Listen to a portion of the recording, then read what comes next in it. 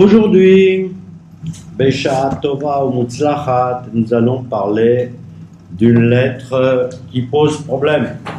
C'est la lettre Tzadik. Tzadik. Tzadik Yesod Olam.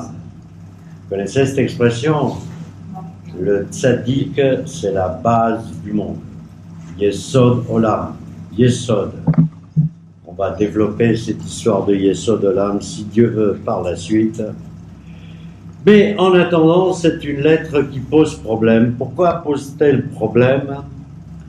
Parce que la lettre s'est confondue avec le nom.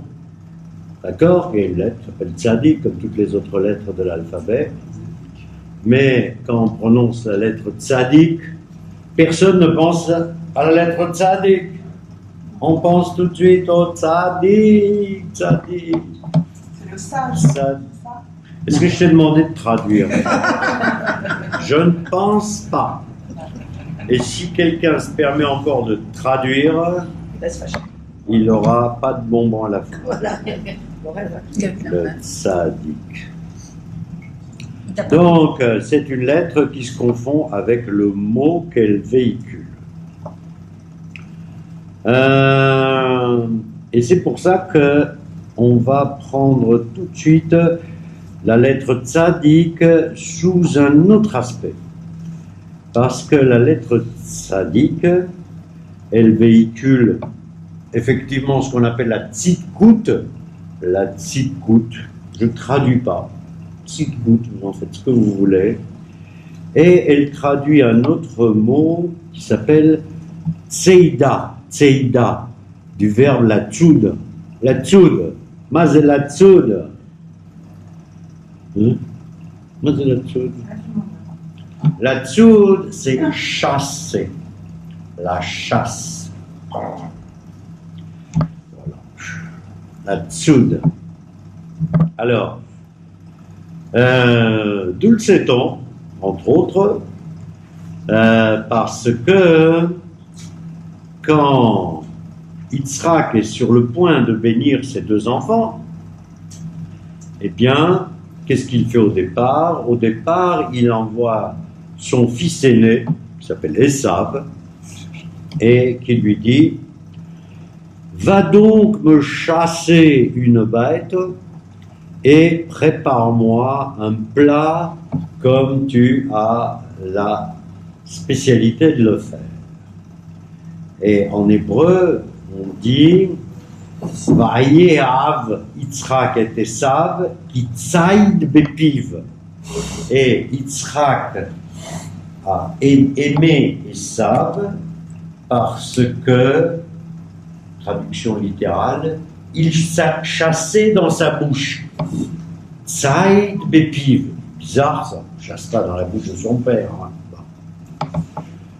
Et en fait, l'explication, c'est qu'il aimait son fils, Esav, parce que c'était un garçon qui avait l'habitude d'aller à la chasse et qui chassait des tas d'animaux bons à manger, et qu'en plus, non seulement il chassait, mais il savait faire la cuisine. Donc, Tzaïd Bepiv, c'est-à-dire qu'il chassait, de façon à ce que le produit de la chasse finisse dans la bouche de son père. Il chassait pour sa bouche. D'accord? Voilà. Donc, on aime ses enfants parce qu'ils nous apportent des bonnes choses à manger. Non, ça choque personne. C'est l'inverse en général. Non. C'est pas une généralité. On aime ses enfants parce qu'ils vont à la chasse, ils vont apporter du bon gibier, cachère de préférence, et qui nourrissent leur vieux père, qui ne peut plus aller à la chasse, il est vieux. Il est vieux. Il ne peut pas aller à la chasse. D'accord? Tzaïd Bepi. Alors, normalement, c'est marqué, va Yehav Yitzhak et Esav. Il l'aimait. Il n'est pas dit qu'il aimait Yaakov, il est dit qu'il aimait Esav. Bien.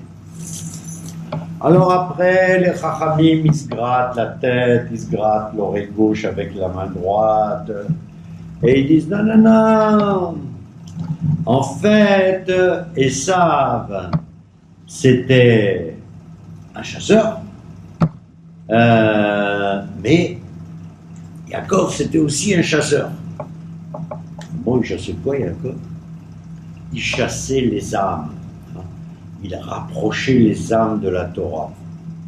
Donc, son père, il l'aimait aussi parce qu'il chassait les âmes. D'accord? Bon, c'est une explication qui vaut ce qu'elle vaut. A priori, elle n'est pas tellement satisfaisante, hein? Soyons clairs. Parce que qui aimait véritablement Yaakov, ou plutôt de qui Yaakov était le favori, c'était de sa maman. C'était le fils de sa maman, le fils de sa mère. Bien. Qui a monté, comme vous le savez, une tarboula, c'est comme ça qu'on dit en Afrique, une tarboula, pour que, voilà, nanana, et tu vas me chercher un gdi, tu vas me chercher un agneau, et tu me l'apportes, je vais faire un plat que ton père il aime, et je t'habille comme ça, là, avec des peaux de bêtes. Bref, c'est une tarboula. Voilà, comme ça, hein? C'est comme ça que c'est en arabe, non? Ça, je sais pas en arabe. Mais oui, tarboula, vous connaissez le mot tarboula? Donc, si vous le connaissez. Ah ben maintenant tu le sais. Tarboula, c'est un truc. Voilà. Tarboula. Non, tarboula. Tu retournes quelqu'un, quoi. Ok. Et tu lui remontes la tête. Voilà, c'est ça. Ok. Bien. Donc, Esav, in fine, il a obéi à son père. Son père lui dit, va faire ci, va faire ça, il l'apporte, etc. Yaakov, il n'obéit pas à son père. Or, pourtant, Esav est jugé comme le mec pas bien, quoi. Voilà, le mec pas bien. Yaakov est jugé comme le mec bien. Besséda. Alors, cela dit, quand on prend la lettre Tzadik, Tzadik Dalet Yud Kouf, eh bien,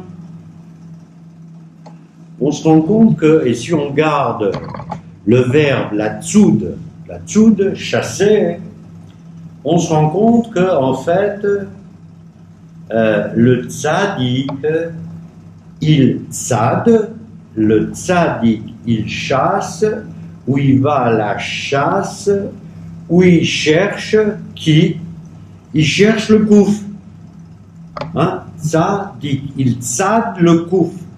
Alors, on pourrait dire, il chasse le singe, parce que kouf c'est kof. Non, pour l'instant on ne parle pas du singe.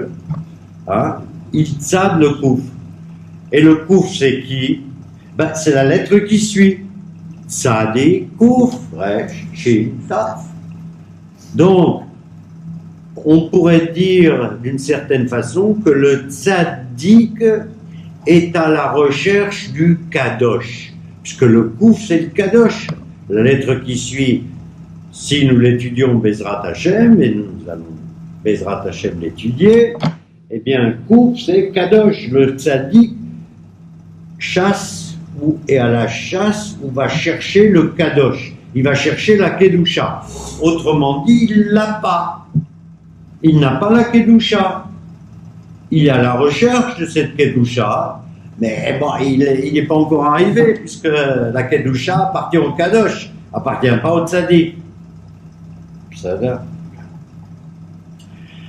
Ce qui veut dire quelque part que le tzaddik n'est pas encore arrivé à la ma'ala du Kadosh. N'est pas encore arrivé au degré du Kadosh. Comment dit le Kadosh? Eh bien, il est au-dessus du Tzadik. Il est au-dessus du Tzadik. Il vient par la suite. Voilà. Et le Tzadik, Tzad, Acharei, Akouf. Qui ne va jamais atteindre d'ailleurs. Évidemment, il est devant, il est avant lui. Bien. Et à partir de là, on peut faire une petite parenthèse, que j'espère pas trop longue, sur ce qu'est véritablement le tzaddik. On a vu que le tzaddik se confond avec la lettre. Le terme tzaddik a énormément évolué avec le temps, avec le temps. Qui dans la Torah a été pour la première fois qualifié de tzaddik? Vous savez que pour nous, quand on étudie, la première fois que quelque chose se passe, c'est ma mâche à du poids, quoi, du poids. Donc, qui a été pour la première fois dans la Torah, sachant que le mot tzaddik ne revient pas souvent dans la Torah, enfin surtout dans le Pentateuque, dans le Chumash, ça ne vient pas souvent. Mais il y en a un qui a été cité avant les autres. Donc, vous, messieurs, les amateurs de Torah et hébraïsants, vous allez me dire qui le premier a été qualifié de tzaddik. Yosef. Non. C'est pas ça. Où est ta femme? Où est ta femme d'abord? Ah, il met ta pellette Baïma, parce que ta femme, elle connaît les réponses. Voilà, là. Noach Ish Tamim Tzadik Aya Bedorotav. Tu savais ça, tu l'avais sur le bout de la langue. Non, je savais. Si. Je sais que tu savais. Noach Ish Tzadik Tamim Aya Bedorotav. Noé était un tzaddik dans sa génération, Bedorotav. Bon, tzaddik tamim, on dit, tzaddik tamim, c'est-à-dire un tzaddik comme ça, un peu niais, quoi. C'était pas le tzaddik, comme après il y aura Avraham, comme après il y aura Yosef, c'était un tzaddik. Mais c'était le seul qui était tzaddik dans sa génération. Ça. Alex, c'est Yes, sir. le mot tzaddik, dans la Torah on le voit sans doute de temps en temps, mais on dirait que tzaddikim vient très souvent, on dirait qu'un tzaddik il ne peut pas être isolé.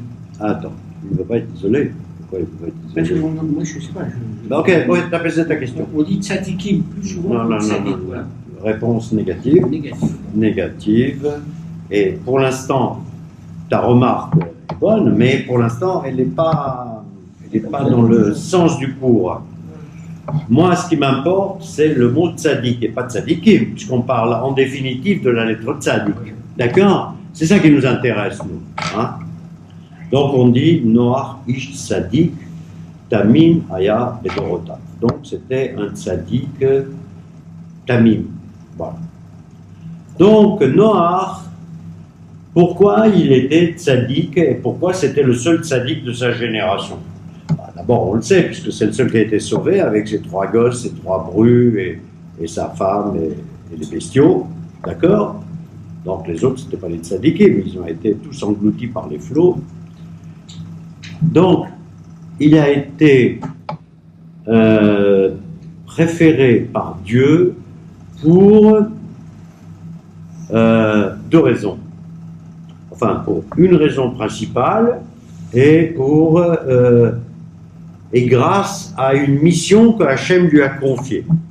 La raison principale, c'est que il était ce qu'on appelle Satan. Vous connaissez le mot Satan?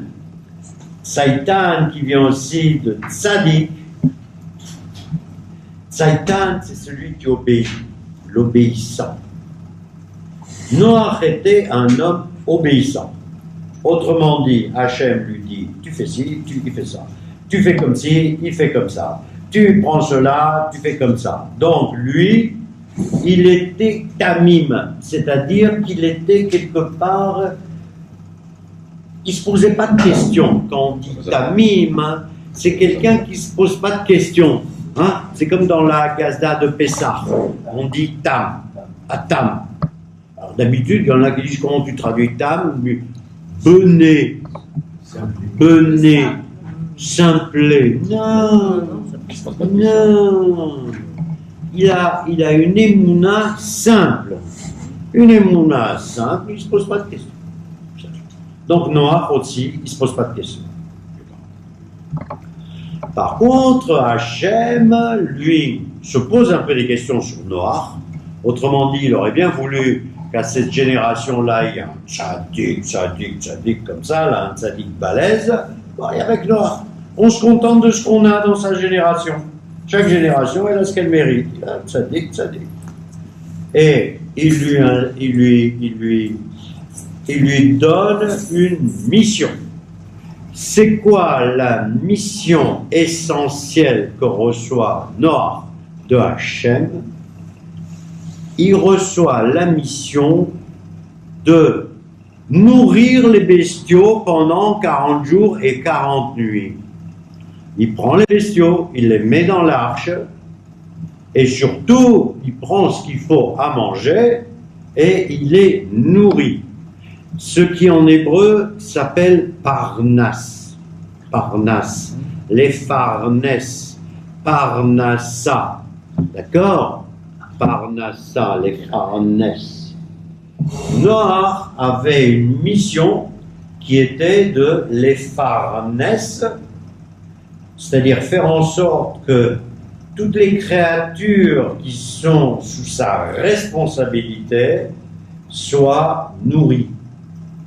S'en sortent bien, nourries, soignées, cajolées, ce que vous voulez. Tous les matins, il allait caresser la girafe.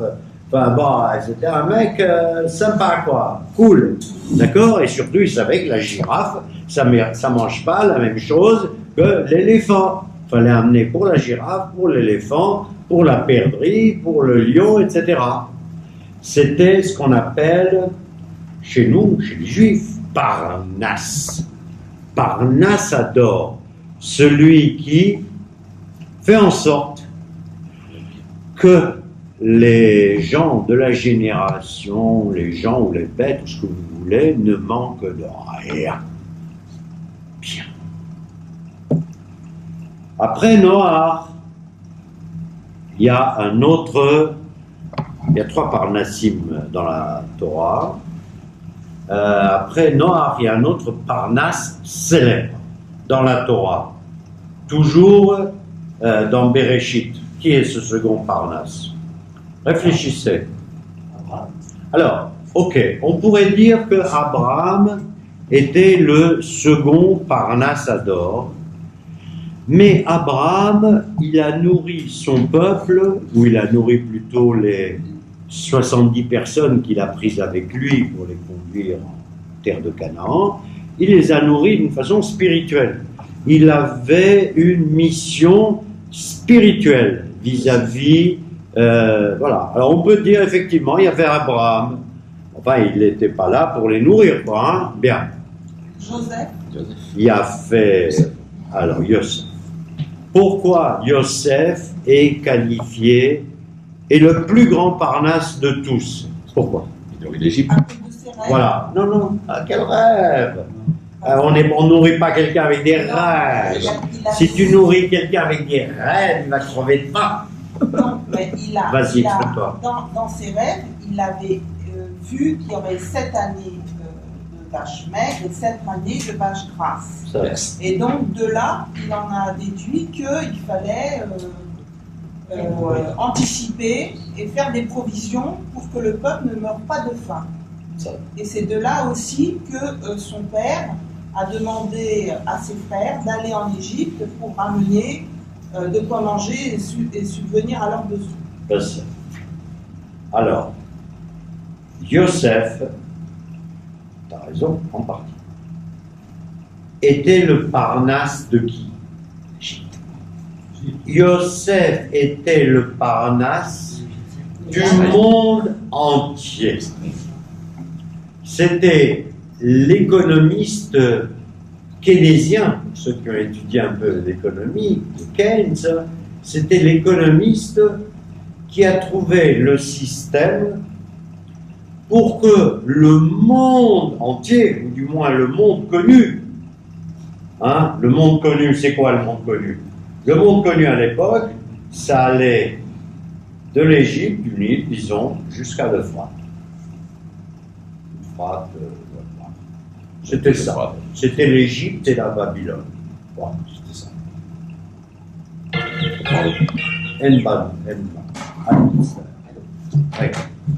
Donc, qu'est-ce qu'il a fait? Yosef? Il s'est débrouillé. Si vous suivez attentivement le travail d'économiste de Yosef, il s'est débrouillé pour que personne n'ait faim.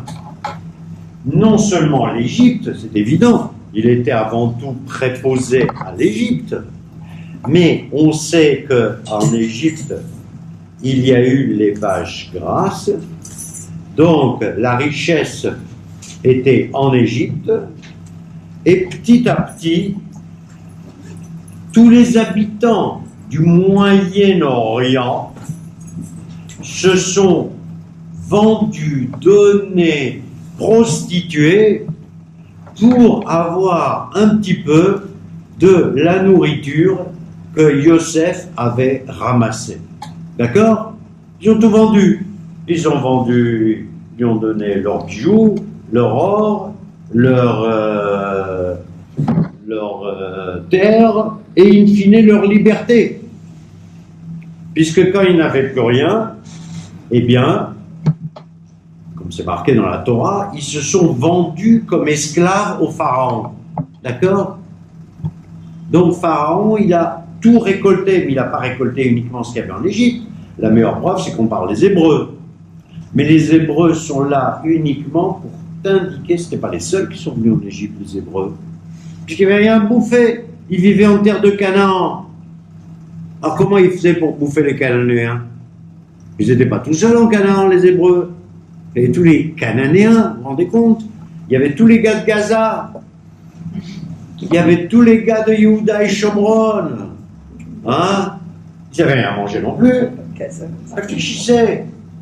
D'accord? Bon, Gaza, c'est pas grave, puisque Gaza, ça faisait partie de l'Égypte. Non, j'ai pas. Oui, je sais que toi tu pensais que c'était pas grave, qu'ils ont qu'à crever de faim, etc. Non. Personne n'a le droit de crever de faim.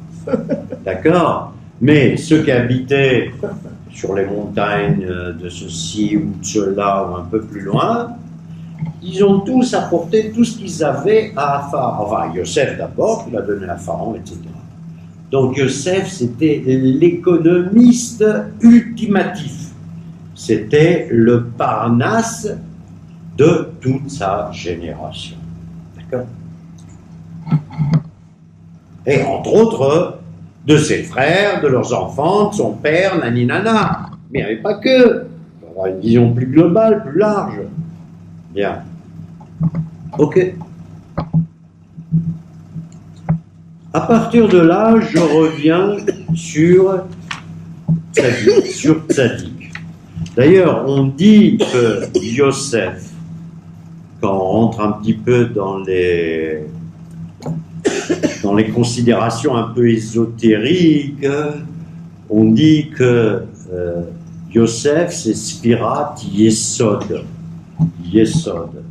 Yesod, c'est l'avant-dernière Sphira, avant ce qu'on appelle la Sphira de Malchut. Malchut étant la Sphira Mamash qui nous permet d'avoir un roi, de manger, de gouverner, etc. Malchut, c'est dans ce monde. Yesod, c'est un peu avant. D'accord? C'est un petit peu avant. C'est la base. Yesod, en hébreu, c'est la base. C'est la base qui nous permet ensuite d'avoir un roi qui nous gouverne, qui nous nourrit, qui nous enseigne la Torah, etc. D'accord? L'avant-dernière sphira, la 9e. Et Yosef était ce qu'on appelle Tzadik Yesod Olam. Donc, d'un côté, on avait Noach, qui était Tzadik Tamim, et après, on a Abraham, et ensuite, on a Yosef, qui est Tzadik Yesod Olam, c'est-à-dire Yosef, la base du monde, en tant que Tzadik. Donc, on est en droit de s'interroger sur la mission du Tzadik. C'est quoi son boulot, Tzadik? Bon, je vous ai donné quelques pistes pour que vous puissiez un peu saisir quel est le boulot du Tzadik. Et le boulot du Tzadik, c'est, en simplifiant, c'est faire ce qu'il faut, quand il faut, avec ce qu'on a. Pas compliqué, hein?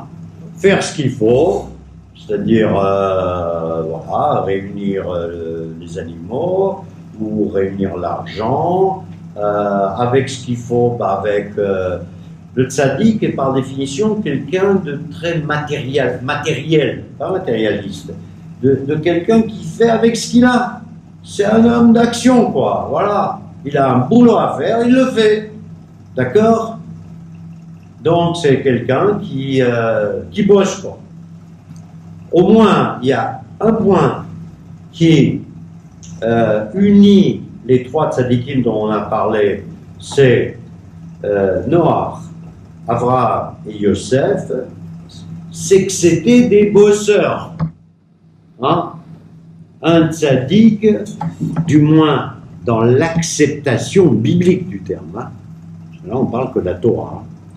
Dans l'acceptation biblique du terme, un tzaddik, c'est, on dirait, en hébreu, on dirait Mishéou Charoutz. Vous connaissez le mot Charoutz?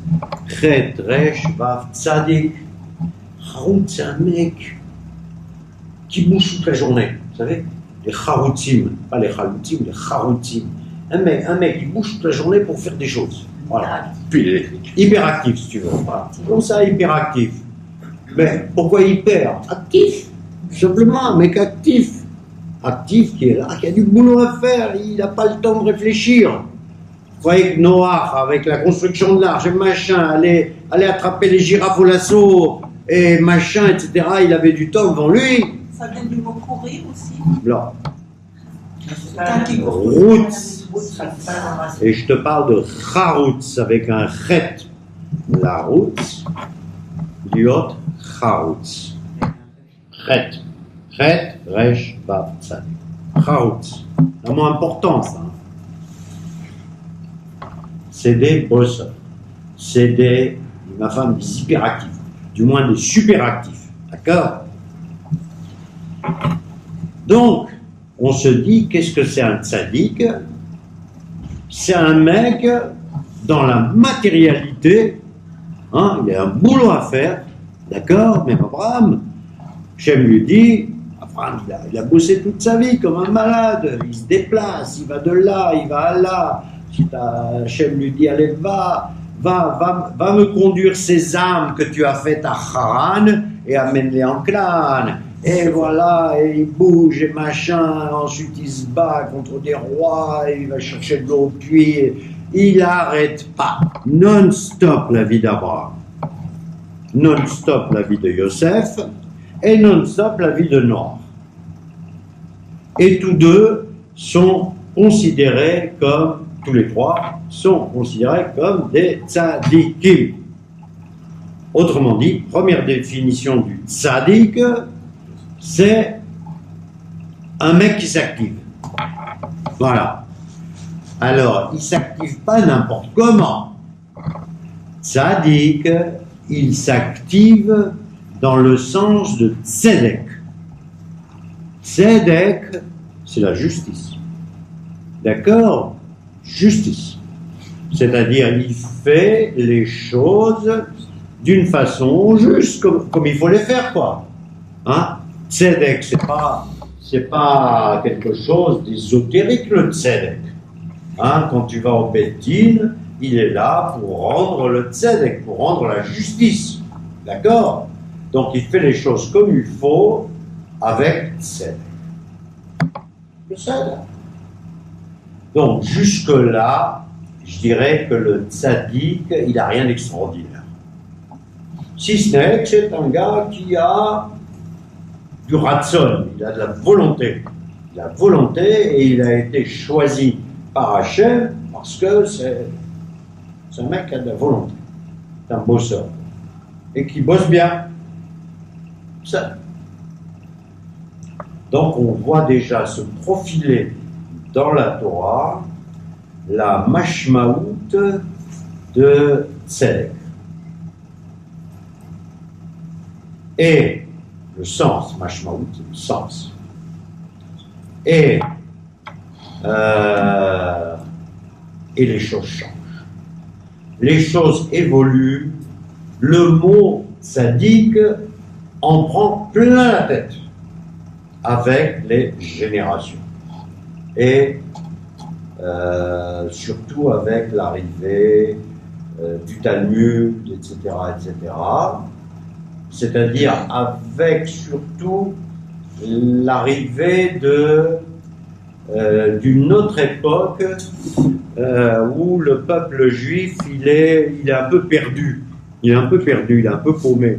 Hein, c'est le début de la destruction du temple, et voilà, et le peuple juif il devient un peu paumé. Et le mot tzaddik devient, pour nous, même aujourd'hui, devient un homme parfait qui ne faute point. Hein? C'est quoi un tzaddik? Alors, je vous demandais chacun à votre tour, on arriverait plus ou moins à la conclusion, tzaddik c'est un mec extra. Voilà, c'est un mec extra. Il est parfait. Comment quelqu'un est qualifié de parfait? En hébreu on dit, en français on dit, il fait du bien et il ne fait pas de mal et il est parfait. Voilà. Donc, et nous sommes rentrés depuis déjà un bon moment dans l'ère du tzaddik mouchlam, du tzaddik parfait. Bien. Alors, d'où on sait, partout. Où vous regardez, vous lisez les journaux, le tzaddik il a dit, on va les ishtater al kivrei tzaddikim, on va se jeter sur les kvarim, sur les tombes des tzaddikim, et on va, voilà, et on va aller voir le tzaddik pour qu'il te fasse une bracha, et on va voir, voilà, un tel, et chacun son tzaddik, hein. Il y en a qui en ont même plusieurs, voilà, chacun son tzaddik. Alors, jusqu'au moment où ça a été, c'est un peu mon point de vue, mais pas seulement, parce que vous savez très bien, moi je n'exprime pas que mon point de vue, hein, parce que sinon, vous ne devriez pas être là. Voilà. Ça, c'est plutôt une vision, pas tellement de Rav Zamir Cohen, mais c'est plutôt une vision que véhicule l'autre livre dont je vous ai parlé, dont je me sers, que je n'apporte pas ici, qui est celui qui a été écrit en 4 mains, avec, entre Rav Shenzalz et le Rav Josie Eisenberg, Zichrono Libracha, qui s'appelle Les lettres sacrées. Lettres sacrées. Là. Très beau. Et quelque part, les deux, y compris le Rav Shenzalz, bon, même la sommité de nos jours, il nous dit attention, attention aux superlatifs, attention à la dérive. Et là, Josie Eisenberg, il a une phrase dure, un peu juste à mon sens. Il dit en fait, le chassidisme a été remplacé par le tzaddikisme. dur, hein? Vraiment, c'est dur. Imaginez d'abord ça, et ensuite, c'est lui qui dit pas. Donc je me retranche derrière Joseph de sadikisme. Ça veut dire quoi en fait? Ça veut dire que, surtout depuis le Baal Shem Tov, hein, le Baal Shem Tov et toute la mouvance donc du chassidisme qui est né au XVIIe siècle, après que Shabtai Tzvi se soit converti à l'islam, etc., qui aussi on l'a pris pour un tzaddik au départ, Shabtai Tzvi, hein? Oh, tzaddik, tzaddik. Ah non, pas tzaddik. Ensuite est arrivé le chassidisme. D'ailleurs, le chassidisme, pendant très longtemps, il a été accusé de shabtaïsme, ou du moins certains d'entre eux.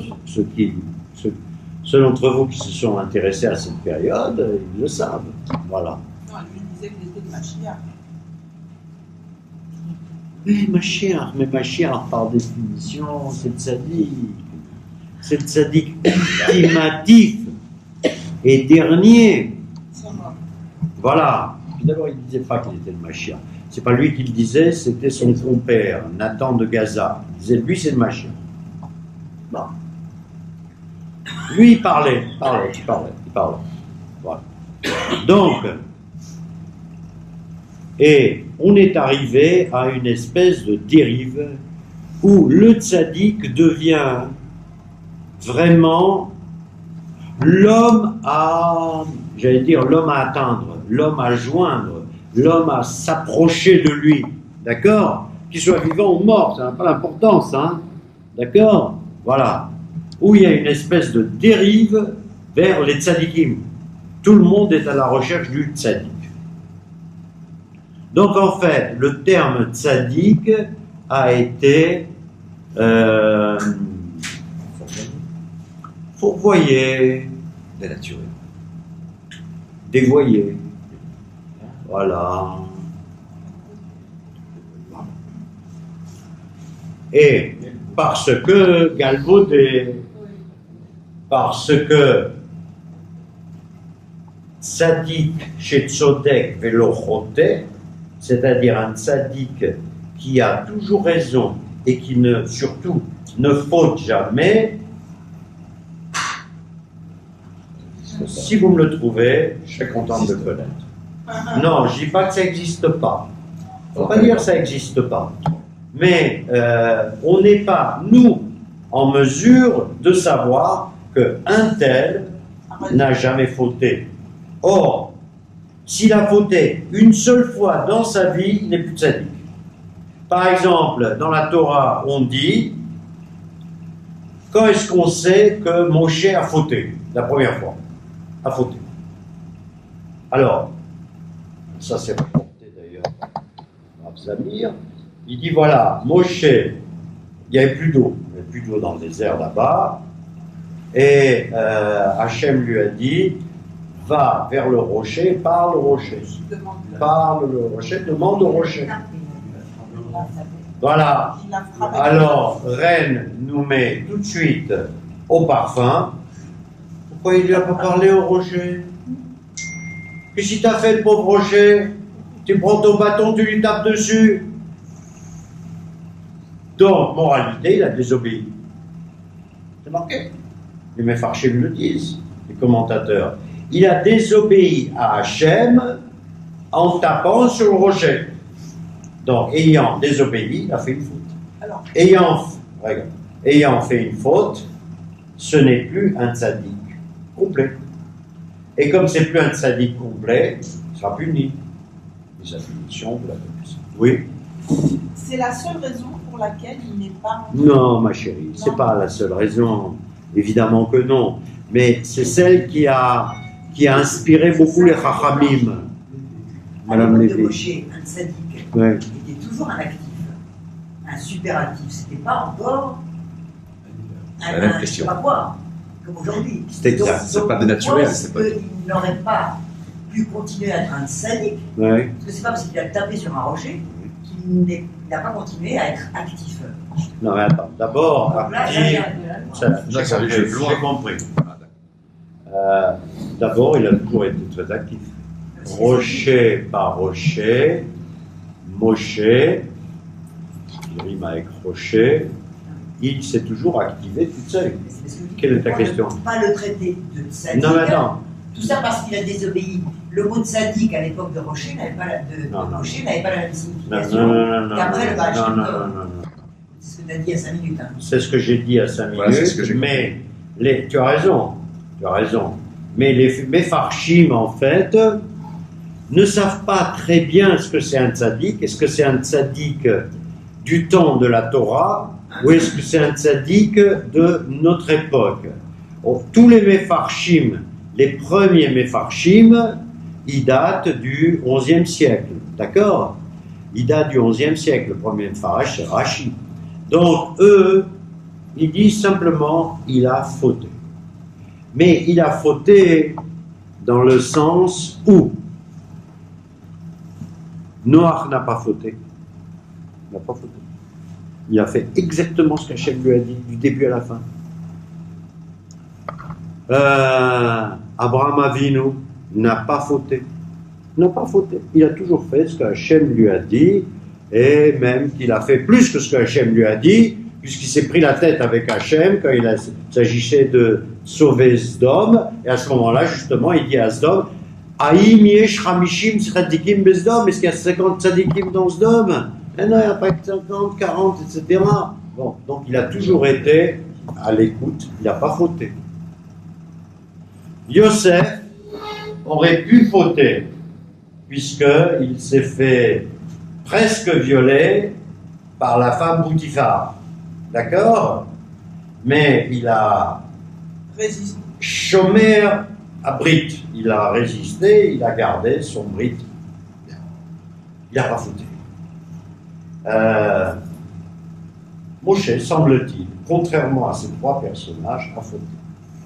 D'accord? En plus, on dit qu'il a fauté parce qu'à un moment, il s'est mis en colère aussi, pour répondre un peu à ta question, etc., etc. Moshe, qui est notre grande référence, n'a pas toujours été d'une perfection absolue. En plus, réfléchissons 2 secondes. Moshe a vécu combien de temps? 120 ans. Bien. Combien d'années de la vie de Moshe sont retracées dans la Torah? 2 ans et demi. 2 ans et demi. On parle de Moshe quand il va voir Pharaon, ensuite quand il sort d'Égypte, ensuite quand il va vers le mont Sinaï, qu'il reçoit la Torah, etc. Une toute petite période de temps, de quelques mois. Et on parle pas Quelques de lui à mois. Et ensuite, on parle de lui avant de mourir. on ne parle pas de lui à sa naissance, que sa sœur l'a mis dans le... C'est on va combien? 2 secondes.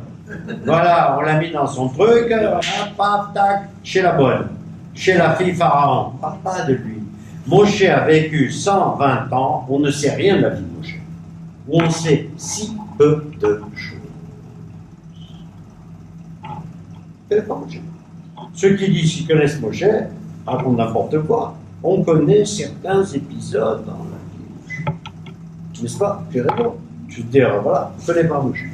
Ça ne veut pas dire que c'était un fauteur, Chas v'Chalil, c'est le plus grand homme qu'on ait jamais eu. Voilà.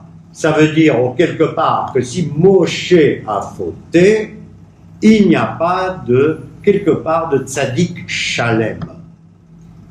Il n'y a pas de tzaddik shalem. Ok? Le seul tzaddik shalem qu'on a chez nous, c'est celui qu'on appelle tzaddiko shel olam.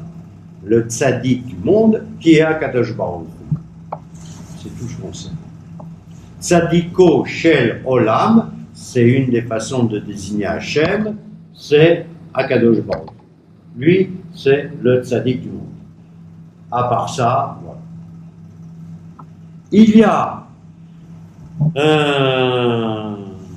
Il y a un autre concept de tzaddik et qui rejoint un petit peu, comment tu t'appelles? Lucien, Youssef. Lucien. Qui rejoint un petit peu, comment t'as dit? Youssef. Yosef, vas-y, Yosef. Ah, c'est Alors, on parle de légion. alors, J'en profite. Ah, tiens. ok. Alors, il y a une autre expression dans la Torah qui dit Ve'amecha kulam tzadikim leolam irshu haaretz.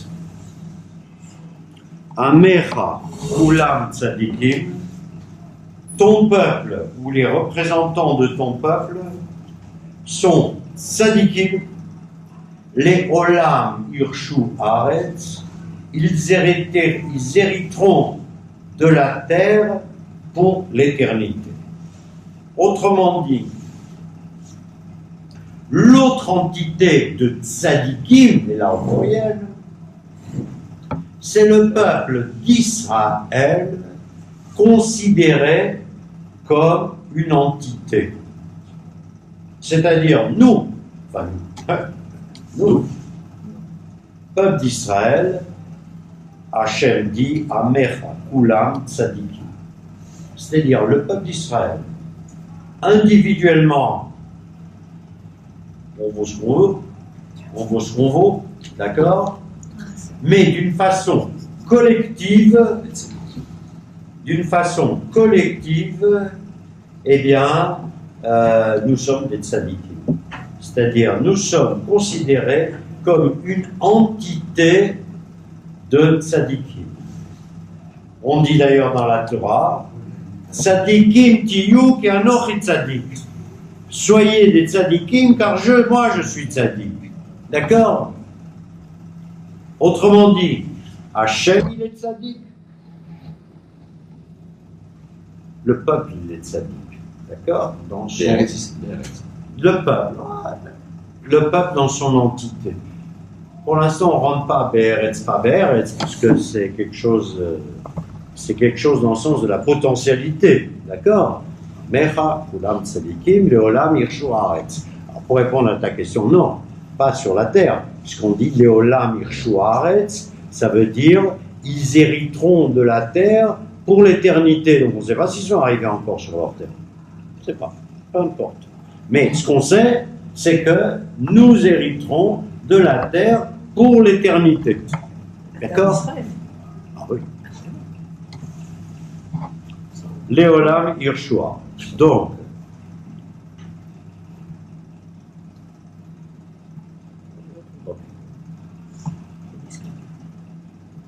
by the way, voilà. Alors, il y a beaucoup de psukim comme ça, de choses de la Torah, où on utilise le mot tzaddik et on s'en mêle un petit peu les pinceaux. Et ensuite, je vais arrêter avec ça parce que le temps passe. Il y a une très très belle phrase dans Tehilim. On dit Tzaddik katamar ifrach ke'erez balevanon yizge shetulim bebet Adonai be'artzot Eloheinu yafrichu. Peu importe. Tzaddik katamar ifrach. Un tzaddik, il donnera des feuilles et des fruits comme un dattier. Katamar ifrach. Ke'erez balvanon isge. Comme un cèdre au pays du Liban, il culminera. Ah. C'est beau, hein? D'accord? Quoi? Maïesh. Ça te plaît pas, ça? Ouais, c'est beau. Oui, c'est bon. Pourquoi c'est beau? Tu compares ton peuple à l'arbre le plus extraordinaire qui soit, c'est le palmier dattier. D'accord? Qui dattier? Palmier dattier, l'arbre de la région là, hein? Donc il donne ceci, il donne cela, il donne des dates, voilà, les dates on sait très bien qu'à l'époque c'était le miel, Ok? Donc le plus bel arbre, il fera de feuilles horaires, comme un cèdre. Qu'est-ce qu'il y a de plus beau qu'un cèdre? Le plus beau qu'un cèdre. Hein? Le palmier. Voilà. Mais je te dis les deux, moi. La phrase c'est Tzadik Atamar Ifrach Ke'eres Balvanon Isge. Comme. D'accord? Et on dit Shetulim Bebet Adonai, ils seront plantés dans la maison de Hachem et sur leur terre ils se développeront. Il y a Frirou. Mais après ça continue. Od Yenuvun Beseva, Deshenim Berananim Yu. Donc il dit, c'est marqué Od Yenuvun Beseva, même quand ils seront vieux, ils seront Fertile. ouais, fertiles, Seva, ils auront de la vitalité. Ok, ils seront en vie. D'accord? On peut dire par exemple, vous savez que Tzadik, la lettre Tzadik, c'est 90 ans. D'accord? Et même le Rabbi Rahman de Bretslav, il dit en fait, c'est marqué, enfin lui il dit, moi je dis que Asur liot zaken, il est interdit d'être vieux. Un homme de 90 ans, il doit être comme 3 hommes de 30 ans. Je suis sûr, il dit ça. C'est bien. Vachement bien. C'est pas de moi, c'est lui. Il doit être comme un homme de 30 ans. Donc, il est interdit d'être vieux. Ok, personne n'est vieux. Ou on est vivant, ou on est mort. C'est tout. Voilà. Donc, ça c'est. Voilà. Et en plus, il a dit ça alors que le pauvre vieux, il a atteint 33 ans. En tout cas, c'est le Rabbi Nachman. 38.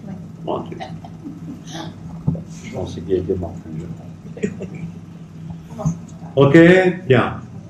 Donc, moralité, je voulais venir à ça. C'est que un tzaddik, à mon sens, et au sens de beaucoup de gens, pas de tous, hein, arrêtez d'idolâtrer les gens. Personne ne mérite d'être idolâtré. D'accord?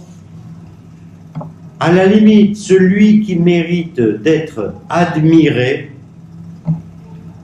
c'est celui qui est chacham et charutz betorah. Celui qui est chacham et qui se donne beaucoup de mal à étudier la Torah. Celui-là, on dit, celui-là, vous pouvez l'envier, parce que vous n'êtes pas capable de faire comme lui. D'accord? La seule personne qu'on peut envier, admirer, c'est celui qui a encore plus de force que toi pour étudier la Torah, pour entrer dans le Homek, etc., etc. Celui-là, tu peux l'envier. Tu n'envies pas quelqu'un de plus riche que toi. Demain, il peut perdre toute sa fortune. De toute façon, quand il n'aura rien. D'accord? Par contre, celui qui a beaucoup étudié la Torah, eh ben, il ira avec toutes ses connaissances rendre visite à Kadosh Baruch Hu, etc. D'accord? Mais aussi, celui qui sait, il transmet. Alors que le riche... Il transmet aussi à ses enfants. Il peut donner. C'est matériel, c'est pas spirituel. Celui qui est riche transmet. Celui qui est riche court après la richesse. D'accord? Et celui qui est savant ne croit pas que tous les gens qui savent transmettent. Loin de là. Loin de là. Il y en a qui mériteraient de transmettre et qui transmettent Walou, je ne sais pas. Transmettre Walou. Et il y en a qui ne méritent pas de transmettre et qui transmettent. Alors, voilà. Donc, ne croyez pas que Dafka, celui qui sait, transmet, et celui qui ne sait pas, il ne transmet pas. De nos jours, tout est un peu méboulbal, est un peu confus. C'est là. Bien. Donc, vous avez compris quelle était une vision, hein, pas la vision, mais une vision de la notion de tzaddik. Ben Adam Chaoutz, Ben Adam Parnasse, qui apporte la parnassa, qui se donne du mal pour que les gens aient de quoi manger. Hein? C'est quelqu'un qui court tout le temps. Si vous voyez quelqu'un qui court pas, eh ben non, c'est pas qu'il est mort. Si vous voyez quelqu'un qui court pas, vous pouvez avoir des doutes sur son degré de tzidkout. Vous pouvez avoir des doutes sur est-ce que c'est un tzaddik, pas un tzaddik, etc. Par contre, le mec qui dit je suis tzaddik, on va le voir parce qu'il est tzaddik, parce qu'il sait tout, parce que c'est le fil direct, c'est le tzinor, c'est le tuyau avec Hachem. Vous faites ce que vous voulez, vous allez voir les tzaddikim que vous voulez, vous allez vous mettre sur leur tombe où vous voulez. Moi, je pense qu'un tzaddik, c'est quelqu'un qui se la bouge et surtout qui, effectivement, enseigne la Torah. Voilà, moi, c'est comme ça que je vois les choses. Voilà. Et je suis pas seul. Par contre, il y a des tas de mouvements où le tzaddik, c'est le mec qu'il faut aller voir, et rien n'existe en dehors de lui. Alors, question. Quand apparaît pour la première fois le mot tzaddik dans la Torah? Le mot? La lettre. Tzad. Revenons à la lettre.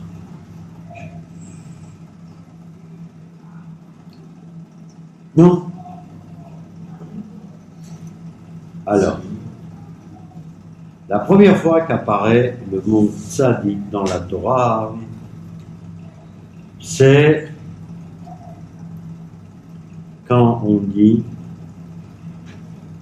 voilà, quand on dit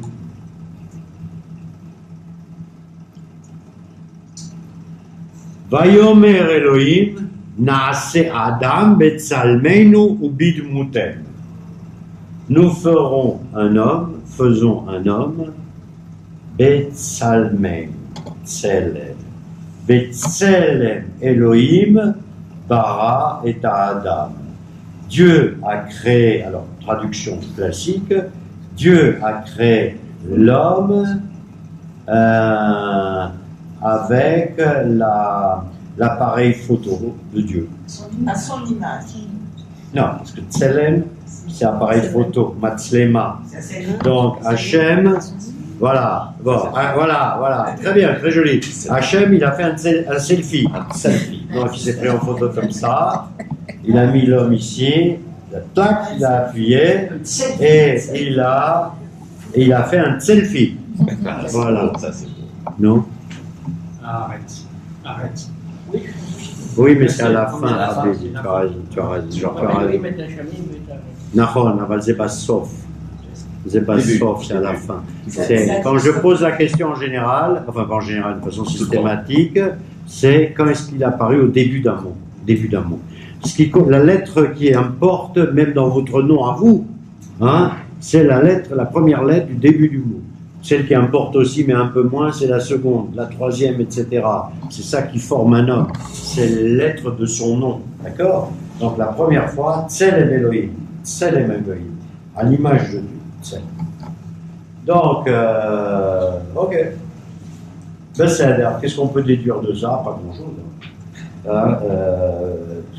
Si ce n'est que, alors il y a beaucoup de mefarshim, il y a beaucoup de commentaires sur Tselem.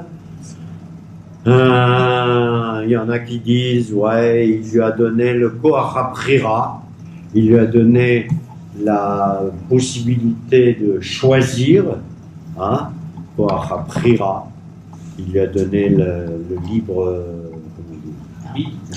arbitre, le libre échange, il lui a donné le libre arbitre. Il y en a qui disent, il lui a donné la Chokhma, il lui a donné l'intelligence, de comprendre une chose à partir d'une autre chose, etc.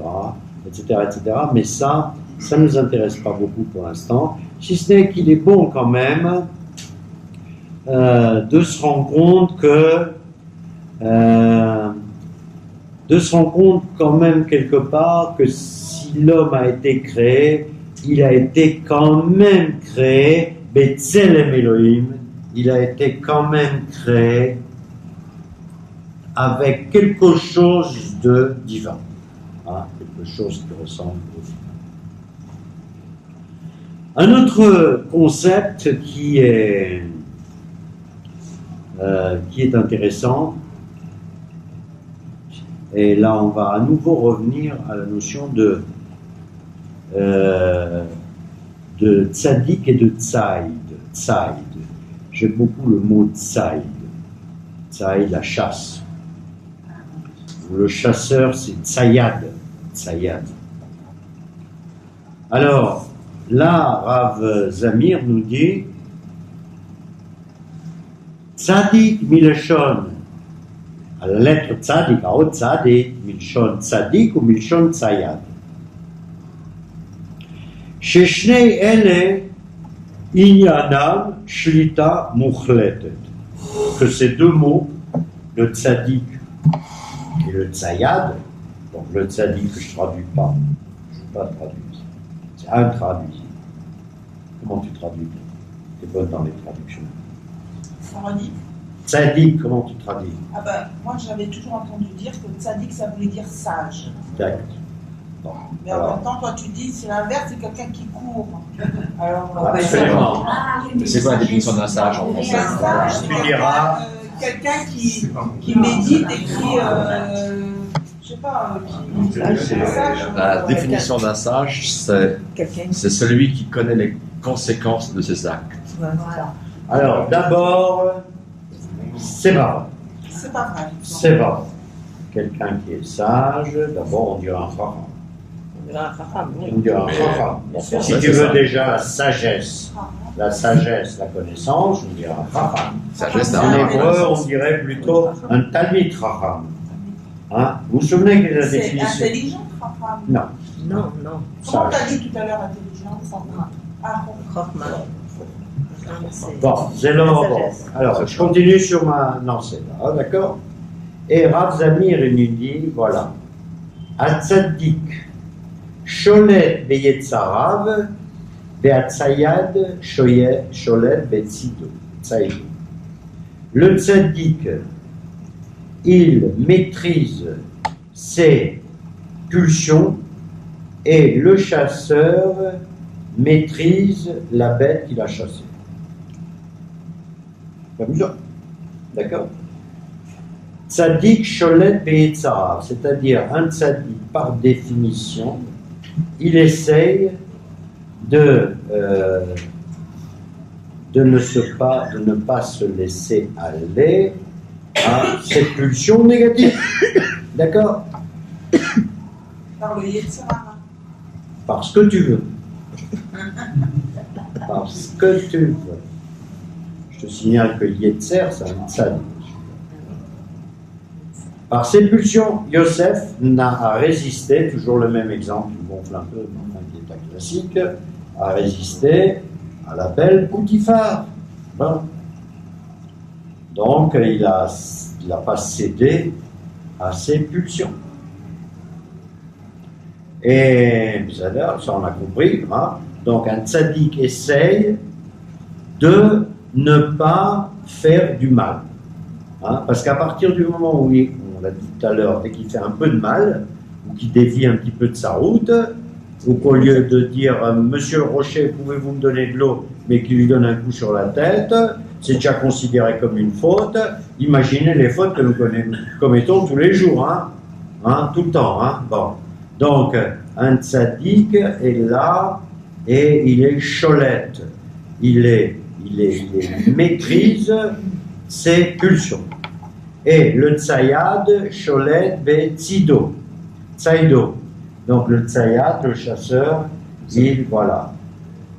Ok? Voilà. Alors, pourquoi je vous dis ça? Je vous dis ça parce que, alors je vais vous citer un autre passouk et ensuite je vous dirai pourquoi je vous dis ça. Dans la Torah, vous savez que c'est marqué Ve'ahavta et Hashem Elokecha b'chol levavcha b'chol nafshecha b'chol modecha. Alors, b'chol levavcha, qu'est-ce que ça veut dire? Hein? De nos deux cœurs. De nos cœurs. Nos cœurs. Nos cœurs. C'est ça. Dans moralité, on a deux cœurs. Ou plusieurs en tout cas. Les vafra. Parce qu'effectivement, la logique voudrait que l'on dise Va'afta et Adonai Elohecha b'chol libcha. De tout ton cœur. On dit les vafra. C'est ça. Ok. Ça veut dire quoi? Ça veut dire que, vous avez tous compris, que quand on sert Hachem, on sert Hachem avec ce qu'on a. Pas avec ce qu'on n'a pas, avec ce qu'on a. Avec ses bons penchants et ses mauvais penchants. D'accord? On sert avec ce que l'on a. Et que quelque part, c'est marqué que on n'a pas à chasser les mauvais penchants. D'accord? Donc je vous dis quelque chose qui est contraire à ce que je vous ai dit tout à l'heure. Hein, que le tzaddik, il est là pour ne pas fauter. Non. Le tzaddik, il est là où nous sommes là, tous, hein, puisque Amcha Kulam Tzadikim, comme on fait partie du Am Hashem, on est tous des tzadikim, d'accord? Donc, on est là pour servir Hashem, et même les hommes, pas seulement Hashem, avec tout ce qu'on a, c'est-à-dire le bon et le mauvais. Et le mauvais, quelque part, est souvent aussi efficace que le bon, si ce n'est plus. Si on a certains défauts, etc., ou si on a certains manques, servir l'autre ou servir Hachem avec un manque est à la limite encore plus intéressant que de le servir avec ce que tu as. D'accord? Si tu es pompiste à la pompe à essence, il y a un mec qui vient, donnez-moi 30 shekels, tu lui mets 30 shekels, qu'est-ce que tu as fait? Tu n'as rien fait. D'accord? Tu n'as rien fait. Mais si le mec il est là, il dit j'ai 30 shekels mais j'ai crevé, je sais pas quoi faire, machin, etc. Alors toi t'es énervé, je suis là, je lui donne ces 30 shekels d'essence, c'est tout quoi. Hein? Non, hein, je suis nerveux, etc. Hein? Nerveux. Donc tu peux te dire bonsoir, il va se faire voir chez le Panchermacher. Est-ce que c'est le Panchermacher? Celui qui répare les crevaisons, qu'ils allaient se faire voir le Panchermacher, hein? Ou alors, quand on est un grand mec costaud, on soulève la bagnole, on enlève les pneus, on enlève les boulons, on remplace la roue, etc., les roule. D'accord? Là, il a fait quelque chose avec son Yetzirara. Il s'est servi de son Yetzirara, de sa nervosité, de ceci, etc., pour faire un truc super. Parce qu'à la limite, servir de l'essence, ça n'a rien de super. Hein. D'accord? Mais changer un pneu, hein, transpirer, machin, etc., alors qu'on n'a pas du tout envie de le faire, hein, qu'on a un rendez-vous, je sais pas quoi, etc., ça, c'est servir l'homme et Hachem avec un Yetzirah, avec son Yetzirah. D'accord? Avec sa paresse. Celui qui se lève à 6h du matin ou à 5h du matin pour faire les slichot, en général comme moi, mais celui qui le fait, qui lutte contre son sommeil et qui lutte contre sa flemme, etc., vous m'avez compris. D'accord? Donc, l'Evafra, c'est au contraire, ne lutte pas contre tes mauvais penchants. Mets-les à profit. Non, pas domine-les. Sertant de tes mauvais penchants. T'as une imagination débridée, machin, naninana. Tu fais comme reine, tu prends tes pinceaux, tu crées un chef-d'œuvre, d'accord? Alors, on va savoir ce qu'elle a dans la tête au moment où elle crée son chef-d'œuvre, d'accord? Mais, hein? Je suis pas là. Elle n'est pas là. Elle est ailleurs. Elle est ailleurs. Mais il n'empêche que ça vient. Voilà. Le truc, ça vient. Voilà. Ok. Donc, alors, et là, il apporte surtout l'exemple que je vous ai donné tout à l'heure, la truna la plus négative que l'on a, la caractéristique la plus négative que l'on a, c'est la kina, la jalousie, la jalousie. Nous sommes tous des jaloux. Non, kina c'est avec Aleph. Kina c'est avec Aleph. Kouf nun Aleph.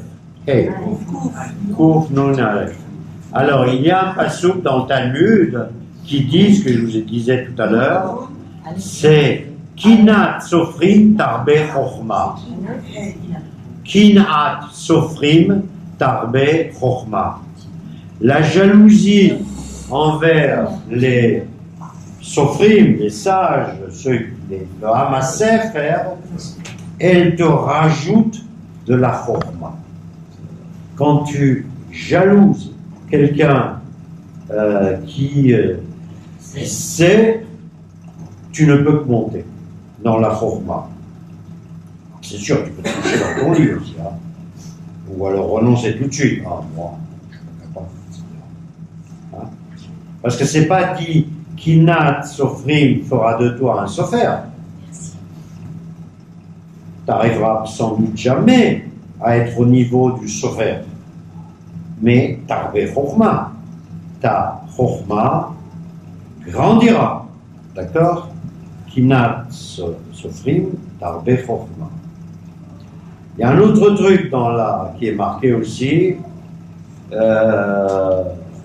Tout ne me vient pas là.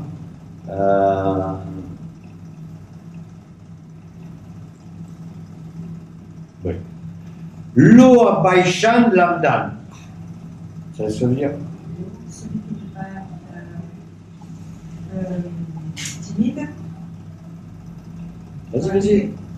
Lo Abaishan Lamdan. Vas-y, continue. Celui qui n'est pas timide ne pourra qu'apprendre. C'est-à-dire, c'est un peu l'inverse, mais c'est pas grave, c'est pas le timide qui arrivera à étudier. Le timide n'arrivera à rien.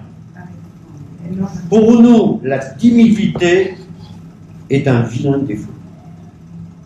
C'est pour ça qu'on est tous valides. C'est pour ça qu'elle a... Sans doute. On est loin de tous. Sans doute. Ah, voilà, sans doute. C'est-à-dire, lo abaishan lamda. Par exemple, il y a une règle dans la Torah quand tu étudies avec un maître. Et moi, il y en a un qui insiste beaucoup là-dessus, c'est Rav Cherki. Quand j'écoute ses cours, c'est quand on est déjà un professeur averti comme Rav Cherki, on se rend compte tout de suite en regardant les yeux des gens qui sont autour de la salle, s'ils ont compris ou pas compris ce qu'il a dit. Hein. Facile. Même moi, je peux. Voilà. Donc, j'ai une mauvaise vue et puis j'ai pas la bonne lunette. Voilà. Donc, bien, Lo Baishan Labdan. Il dit la chose suivante. Celui qui n'a pas compris et qui n'a pas levé la main parce qu'il n'a pas compris, il est ouvert à lave. Ça veut dire quoi? Il ouvert à lave. Je vais t'expliquer, parce que je t'ai déjà laissé sans t'expliquer. Il transgresse une mission, un commandement négatif. Commandement négatif. C'est-à-dire que si tu n'as pas compris, tu dois te manifester et poser la question pour comprendre. Tu te dois de poser la question. Sinon, tu vas rester con toute ta vie. Ne pas être baïchan. Voilà, ne pas être baïchan. Lo baïchan lamdan. Le timide. Quand on pose des questions, il nous parle. Et alors, Pas vrai. Toujours les mêmes d'ailleurs. Hein. Pas vrai. Menteur. ça a l'air malheureux. Ok? Je sais pas pourquoi je vous ai dit ça, mais Kinat Sofrim, Arbe Chosma. Ok.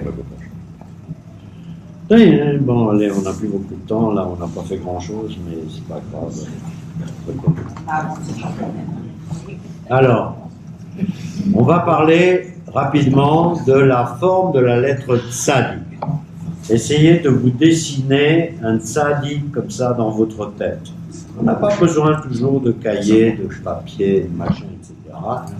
Et Rav Zamir nous rappelle en fait que la lettre tzadik, en fait, pas tzadik écrit, hein, car tzadik majuscule. Oui.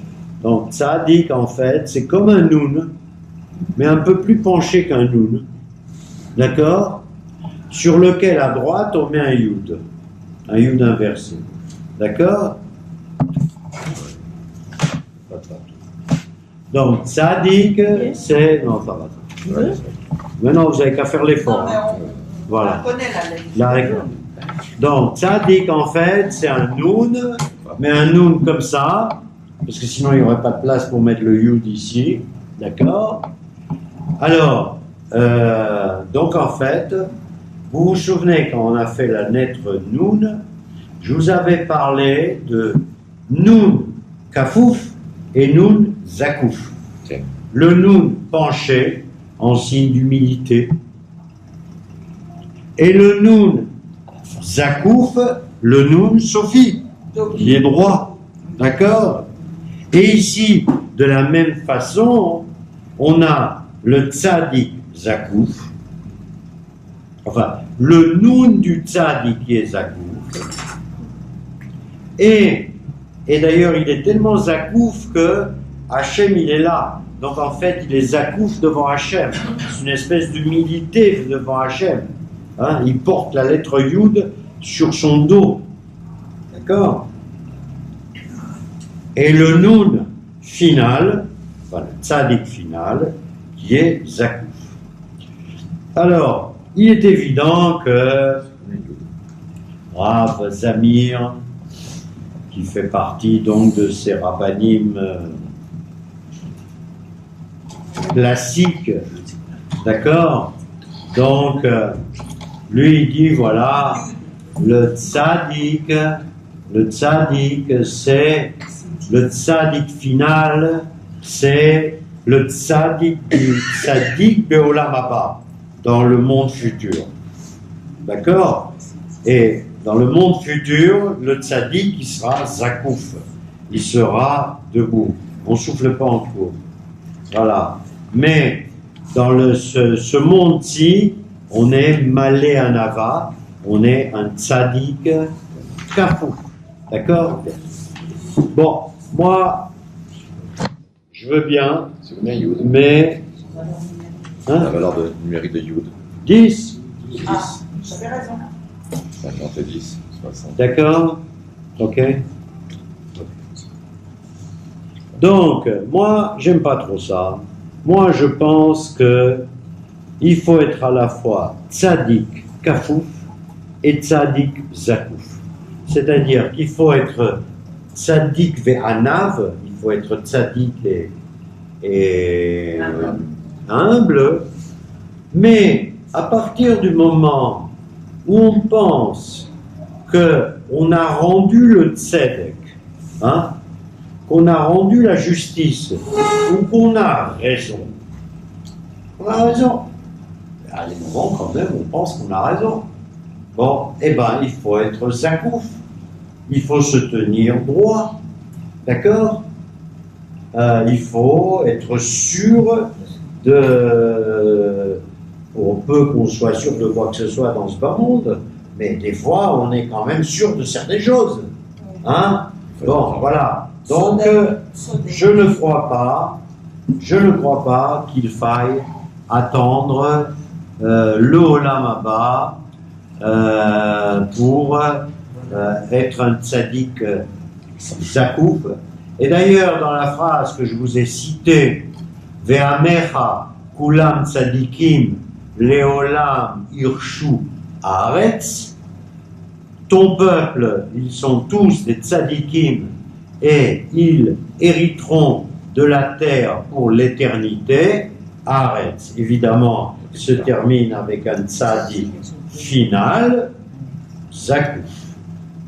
Okay.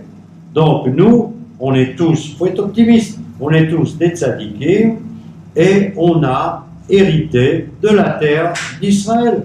Ça, au moins, on est sûr. Il n'y a que nous qui sommes sûrs, les autres, ils ne sont pas sûrs. C'est pas nous. Ça peut Que nous, on le sait. faire ce que disent les autres.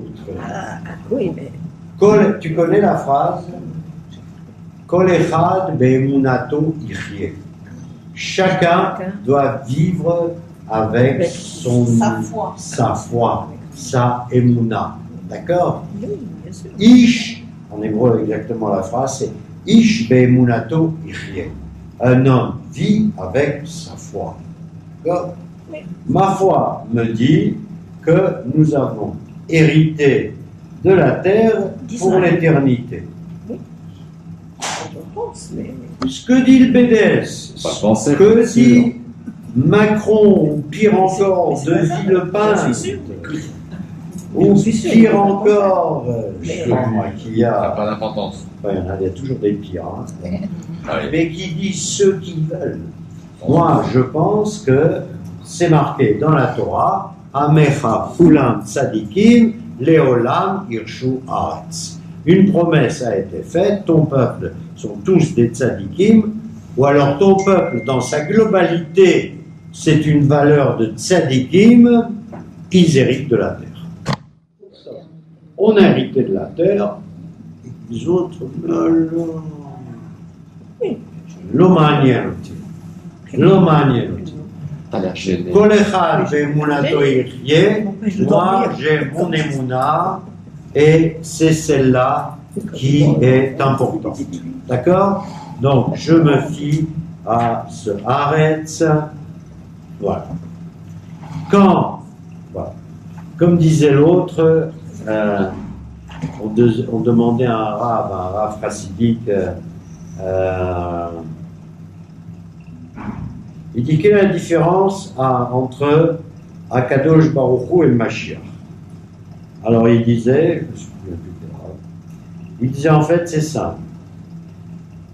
Je n'ai pas à prouver l'existence de Akadosh Baruch Hu. Akadosh Baruch Hu est là, il existe, c'est un fait, c'est une certitude.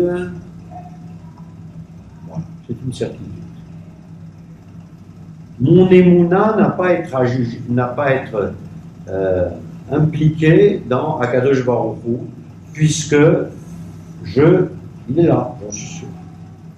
Par contre, est-ce que je crois à la venue du Mashiach? Là, c'est une histoire de émouna. C'est-à-dire, est-ce que je crois ou est-ce que je ne crois pas? Bebiat Mashiach. Là, tu fais jouer Kol echad be'emunato yichyeh. Tu fais jouer la foi. Il y en a qui croient, il y en a qui ne croient pas. D'accord? Donc, Hachem, c'est une certitude. La venue du Mashiach réside dans ton émouna à toi qu'il va venir. Ok? C'est pas moi qui le dis, c'est un grand chacham dont j'ai oublié le nom. Le cours est terminé. Si vous avez des questions, j'en serai heureux. Comment ma cigarette? oui, ça va. Mais quand tu as commencé en disant tzaddik, ça t'embêtait parce que ça représentait un mot, mais Aïn aussi, ça représentait un mot. Non. On a dit, quand on a parlé de Aïn, que C'est venu de Aïn. c'est l'œil est venu de la lettre. D'accord? L'œil est venu de la lettre. Mais tu as raison si tu veux. Mais en fait, quand je dis tzaddik, je dis que la lettre c'est galvaudé. Puisque la lettre, quand je dis tzaddik, plus personne ne va penser à la lettre quand je dis tzaddik. Tout le monde va parler à tzaddik. Et c'est le mot de tzaddik qui c'est galvaudé. Hein? Parce que maintenant, je te vois dans la rue Enfin, encore, toi, je te connais, je peux te dire tzaddik, viens ici. Mais je peux rencontrer un mec dans la rue, tu dis tzaddik bohéna. Je veux dire, c'est un mot galvaudé. Et en plus, c'est un mot, comment dirais-je, et la fonction du tzaddik a été galvaudée. Donc, c'est un peu embêtant. On vit avec, hein, comme dirait l'autre, mais je veux dire, on ne va pas citer des noms, mais il y a des gens qui, manifestement, ne méritent pas la qualification de tzaddik et on la leur donne. De toute façon, on vit dans une ère, au niveau de la langue hébraïque, de surenchère au niveau des mots. D'accord ? Surenchère au niveau des titres. Hein, surenchère au niveau des titres. Vous savez qu'une des questions que les juifs se posent, c'est quel nom je vais pouvoir donner, quel toar, quel qualificatif je vais pouvoir donner à ce chacham. D'accord ? Alors il est tzaddik yesod olam, mais alors si lui il est tzaddik yesod olam, alors lui il est tzaddik gadol hador, mais si lui est tzaddik gadol hador, alors comment je vais nommer celui-là? Alors on a trouvé des nouveaux trucs, pour tel Rav on dit Sar Torah, le roi, le ministre de la Torah, etc. Donc la langue, en jouant avec la langue, les mots n'ont plus beaucoup de sens. D'accord ? Par contre, ce qui a toujours du sens, c'est les lettres. Quel, Yosef ? Vous avez cité plusieurs lettres, on a donné à chacune une petite signification. Vous regardez sur Sadik, c'est fixé sur Sadik. C'est chaque semaine on fait une autre lettre. Pardon ? Chaque semaine on fait une autre lettre. Oui, c'est ce que je voulais vous dire, mais ça prend le bien. Donc toutes les lettres ont une signification profonde, comme ça. Mots. Et quelle est la plus importante ? Ah, aucune. Elles ont toutes. Non, aucune. On ne peut pas dire qu'une soit plus importante que l'autre. On peut dire simplement qu'on s'est tous donné du mal pour étudier les lettres une après une, en se basant sur ce livre qui s'appelle Sofen. C'est les Sofen, qui veut dire boussole, qui veut dire... Comment il écrit? Hatzofen. Hatzofen. Oui, mais Tsofen, c'est boussole. D'accord. Sodot Hayekum, les secrets de l'univers et le nom de l'homme, parce que la partie de l'homme, les lettres qui forment le nom de l'homme est très important. Atmunim, Beotiot Haivriot, qui sont inclus dans les lettres hébraïques. Donc, ça fait des mois et des mois que nous étudions là-dessus. Et si tu as l'habitude d'aller sur Internet, Hubert va te donner, puisque c'est lui qui s'est donné le mal de filmer, de le mettre sur YouTube, etc., etc. On a déjà une bonne vingtaine de cours d'enregistrés. Et Bezrat Hashem, on espère arriver à la lettre Taf. Je suis en train d'apprendre l'hébreu tout seul. Et j'ai beaucoup de mal. Oui, mais là, c'est tu écoutes. On a tous du mal. Je l'écris,